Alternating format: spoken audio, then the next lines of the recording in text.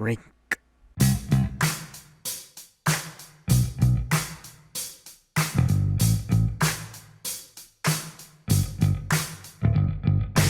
Rhett and Link, the second most iconic YouTube duo with Smosh on the top. These days, however, things are flipped, and now Good Mythical Morning is taking care of Smosh. So, yeah. Wild world. In a weird way, they always had this interesting parallel. Smosh was a skit comedy duo first, musical skit comedy duo second. Rhett and Link were a musical skit comedy duo first, skit comedy duo second. And that is all I have to say on why I'm doing a video on Rhett and Link and not Smosh for a list like this. When it comes to the Good Mythical Morningers, their music of the past had some crazy earworms, and now it's their turn for their list. Honestly, not a whole lot to really restrict. I guess no collaborative efforts like ERB per se. They gotta be the leading creative role. But I'm also taking into account the music videos as well. I never did delve too deep into the visuals of songs before, but for this video, I kinda have to since some of the songs are inseparable to certain dialogue or even the raw quality of the video itself. And since they're a skit/comedy music channel, it would feel a bit incomplete not to mention the video, since it's part of the virality. So with that in mind, let's get into it, shall we?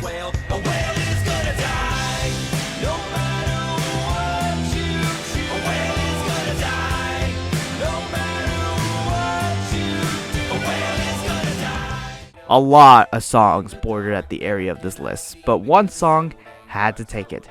So I gave it to the one that had a little bit more creativity. There might be a ghost in the dark. That's pretty unlikely. The common theme of Rhett and Link songs is that it goes from kinda relatable to slowly more and more ridiculous, eventually taking the moment to its most extreme. Here, it's all about the irrational fears some people feel about the dark. It goes from typical stuff like ghosts, sun level changes, gross stuff like fungi, but then it moves on to the bangers like fractions, jury summons, brand new home with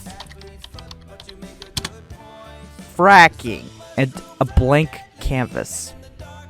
So most of these options are paper. They wouldn't be able to see unless it's in braille.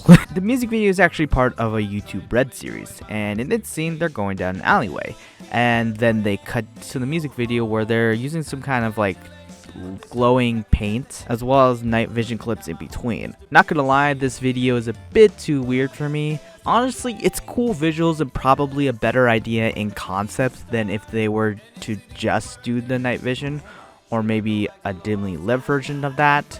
But in practice, they honestly don't do a lot toward the visuals despite the interesting idea. But other than that, it's a hilarious song with a reasonable goal. We gotta ride the tuck. Ride the tuck for the boba.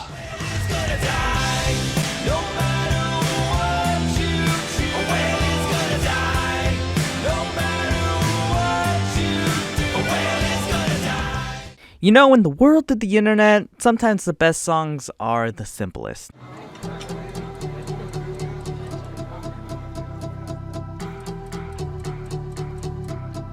Are you gonna eat that? Literally one lyric in the entire song with a Spanish mode. Are you kidding me? Let's go!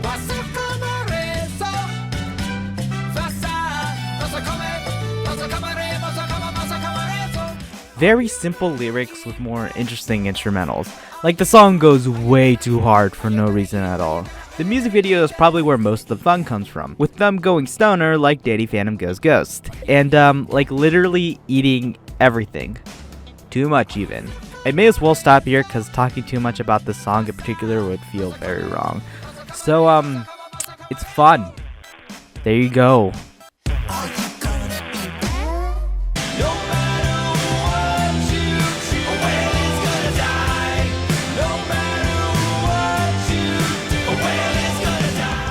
I just realized both these songs are questions.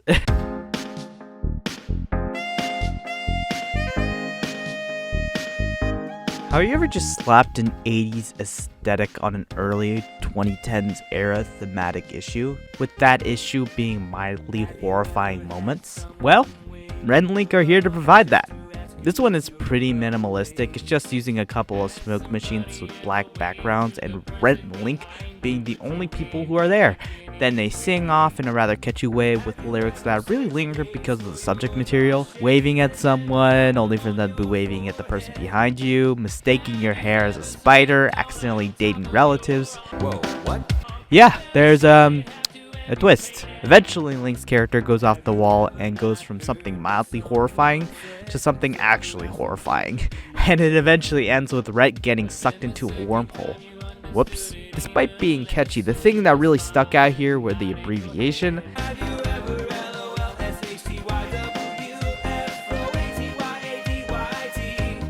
And this other line here.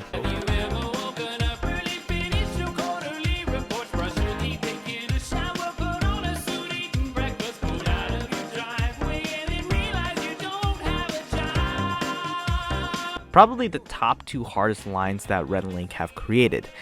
It's probably what makes this so enticing. It's just chaotic fun, which will start going up as we go on this list. I have to go now. My planet needs me.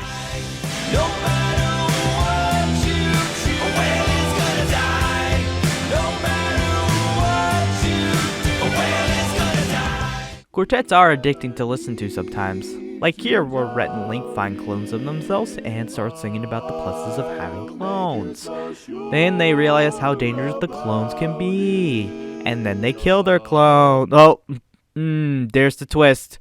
And then they buried them. Holy shit. Think of all the wonderful things us two could do as we. I shouldn't also talk too much about this one. It's pretty short within itself, but all in all, a pretty fun song. The video, which is unofficially on YouTube, because this one is probably one of the songs they wanted people to check the series out for, it's just as I expected, really, but when those clones get stabbed, that was super shocking. If you wanted just raw shock and chaos, this is probably as plain as it gets.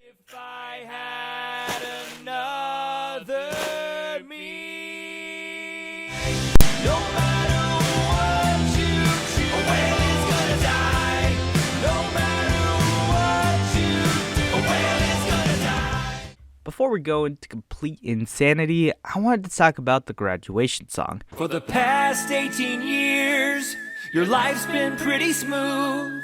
Let's take a moment and reflect on all you've had to do. So, funny story.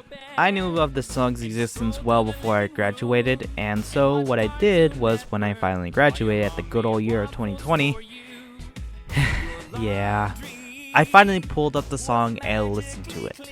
Before all that, I made it my goal not to watch it until I graduated. And luckily, no one was really talking about Rhett and Link until recently, about 4 or 5 years ago, and it was about Good Mythical Morning anyways, and less about their older work. Not the hardest challenge, but it still felt super rewarding to wait to watch this. Now you're on your own. You should. It's a really nice song despite the subject being, well, you're no longer kids, so good luck adulting, it's gonna suck, and all that, but I think it works. It tackles the small subjects like eating nothing but Hot Pockets and not having lockers or yearbooks. Oh no! I mean, to be fair, we did romanticize those items a lot in high school, so... I also want to doubly mention that sheer effort it took to do all of that in one shot. They literally did it all in one shot, and it's absolutely astounding. Unless they didn't, in which case they hit it well. This is a really amazing and sweet song. Good luck. You're gonna need it.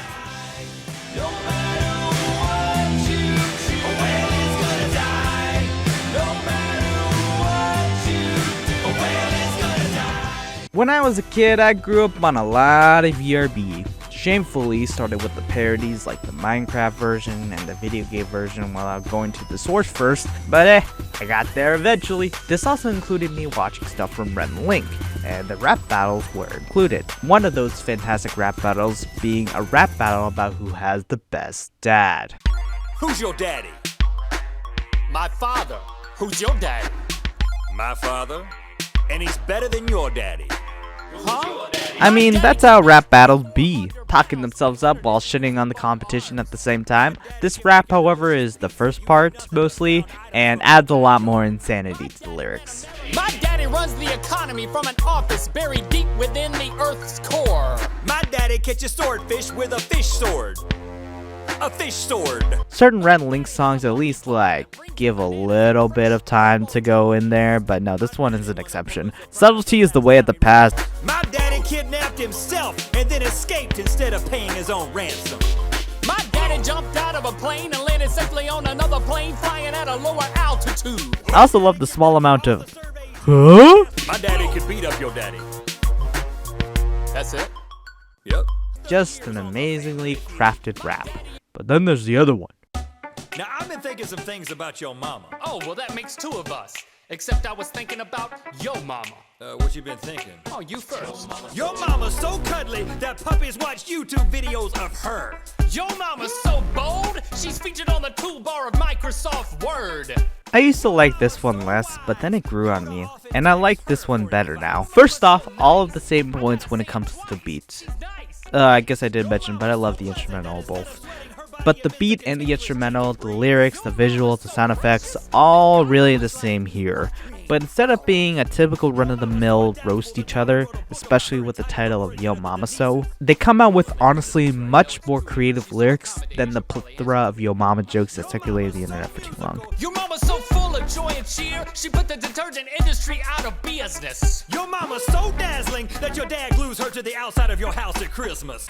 In any case, I think I'm much more for positivity these days than the latter, which is probably why I like this rap more than the other. It might change over the years, I'm pretty flip-floppy between these guys, but for now, the idea of bragging about each other's moms rather than bragging about your own dad, despite the absurdity of both, is just much more entertaining to me. Well, maybe we should just hang out, the four of us, more often. Okay, like a relaxed environment. Like a hot air balloon ride. Really? Yeah, she enjoys that, and so does your mother. Do you know how to pilot one of those? It's just all about the heat. We're getting into the big leads, the songs that are really known for the huge amount of popularity and addictiveness. And the number 3 spot goes to probably one of the best of the best. Yes, I am a nerd, bookworm. I'm studious. From my cerebral cortex to my gluteus. Back in kindergarten, I aced my college entrance exam. Now, I'm no rocket scientist. Oh, wait, I am. I'm honestly not a super big fan of their rap battles. I love the mama and daddy raps, and the tech expert rap is pretty entertaining and educational, but the others never really clicked with me. It's much more interesting having two different types of people from a certain group to duke it out in a rap battle, rather than just having two people that could be anybody really, or two of the same kind, see how much better they are than the other. Having at least some form of concept, or being able to at least characterize some kind of character from the start, is the best way to do rap battles on the internet, because then there's something to reference and write catchy lines from. Rhett and Link based it off of their research of a rap they were going to do in the style of manliness, which would be the counter, nerdiness, and finding out that geeks and nerds are two different things, and splitting those concepts would be much better. In turn, we got the nerd, the super smart, computer savvy mathematician, and the geek, the hipster-like socially acceptable social outcast. And debatably, certain concepts of these guys get pretty fuzzy and overall mixed. These days, we use the terms interchangeably, honestly. The visuals are super cool, having several different interesting and creative backgrounds and visual ideas that really convey each individual, and are just also really cool.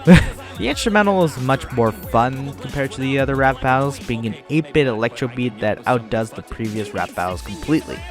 They just overdid themselves with this production, and it paid off. Also, one of the top 3 hardest Rhett and Link lyrics, right here.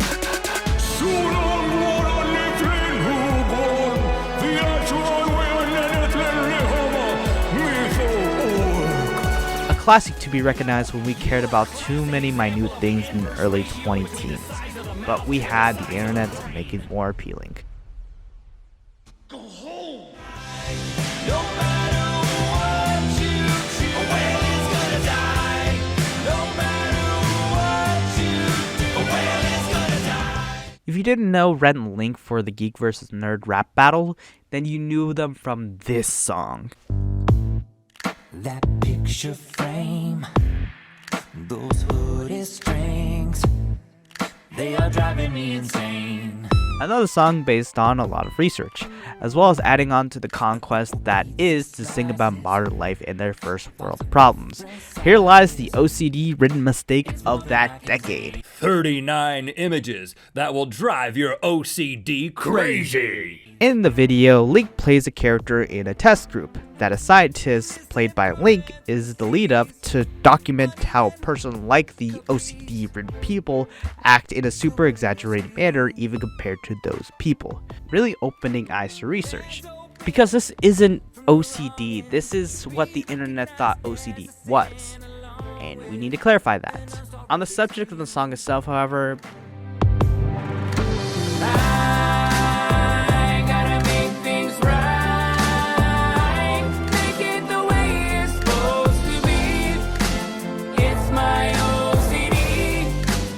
by golly gee, I love this song. It's a very subtle yet addictive tune, with an instrumental that goes low, yet adds those beats and boops to give it just enough flavor to not divert the track, but adds to it. The vocals lead the track in turn, adding even more spice the song needs, but not overdoing itself, rather working in tandem with it. Like, damn! The music video is probably one of, if not the best productions on this channel. Amazing shots, editing, props, there being a visual aid for every single thing. It's going fast, rapid fire. The overall creative yet controlled chaos this conveys is well above phenomenal. It's my OCD.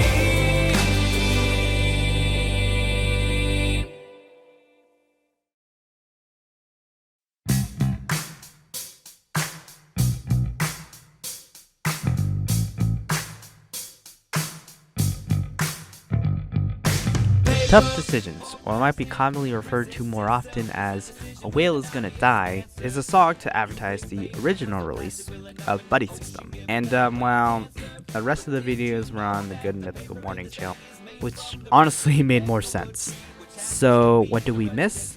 A pretty catchy song. So a big thing I made about the list was that the songs and the videos themselves were paired together. Because when it comes to a channel like Rhett and Link, they're clearly both considered compared to just the music, unlike other artists I've covered here. With this song, however, it honestly stands on its own. Like, okay, I like the visuals a lot. I'm not gonna say they outdo a lot of the other songs when it comes to their visuals, but I like it. It's simple. The real star is the projector light thing they used in school, showing fun, yet fun visuals of what will happen. So it's dynamic, yet super simple. Honestly though, the music just shines through. Fun concept and controlled chaos as always. Overthinking stuff to the max actually. So extreme, a whale will die, no matter what. It's a Telltale game, with mundane choices like paper or plastic, or take out and dine in. The most addicting part, however, is the harmony. They have a great melody to sing together with, they maintain how good it sounds even with the fast talk without going into literal talking, and that chorus is just bliss, man. A whale is gonna die, no matter what you choose. A whale is gonna die, no matter what you do. A whale is gonna die. I'm Blank Papers, and if anyone asks, I don't know, maybe I'll do a Smosh Songs version.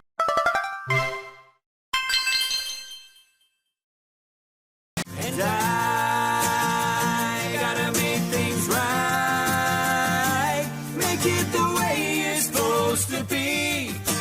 It's my OCD, baby. I gotta make things right, make it the